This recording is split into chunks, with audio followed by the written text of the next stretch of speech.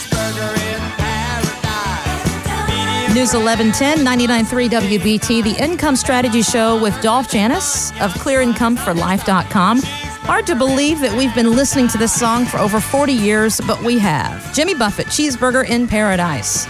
Now, while Jimmy Buffett is known for great music, that music and lifestyle he sells has created a net worth of over $550 million. His Margaritaville locations are a lot of fun when you visit those in different cities.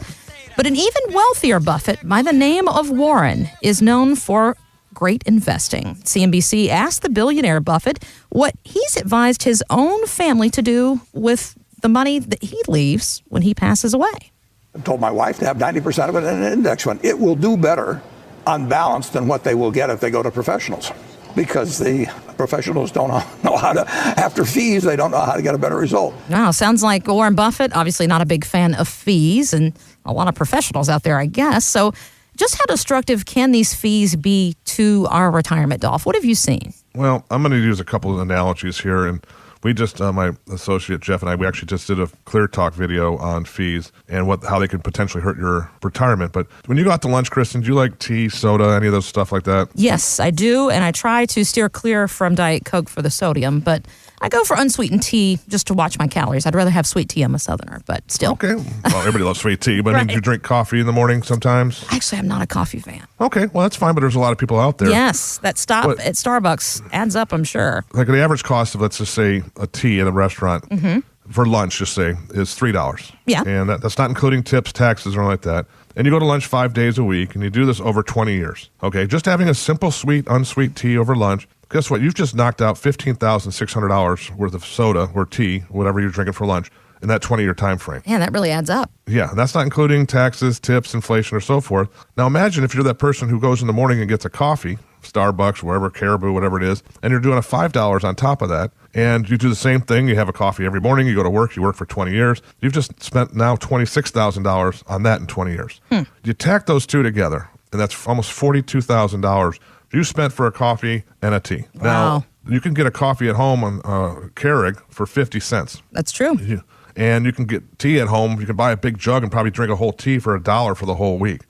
If you take all those together, and I'm going somewhere with this, believe it or not, take it all together, over that same 20 years, you would have spent $3,000 on tea and coffee versus $42,000. Now, if I was going to hand you, Kristen, a check of $39,000, would you have taken it? 100%. And that's the same thing when you're paying these fees, as Mr. Buffett was saying, and I think he's done pretty well for himself over the years. I'd say so. Is that index funds, if we have a sequence of return software that we run and show the numbers, they don't lie. Zero can be your best friend. I just had this client, Jim, came in a couple weeks ago, and he's been with this guy for the last 12 or 13 years, this guy who hates annuities, since 2007. And he put $500,000, because that was the minimum he had to open with the guy. In 2007, he put $500,000 with him. Well, just as of last week, he had $763,000 in his portfolio. So his portfolio in a 12-year time frame went up $263,000. Not great, not bad, considering all the fluctuation we've had. But then he started adding up the fees, and we started doing this. He spent over $111,000, Kristen, in fees over the last 12 years. That's a lot. Gosh. And that's a huge hit to retirement lifestyle. Right. And I was telling Jim, it's like, boy,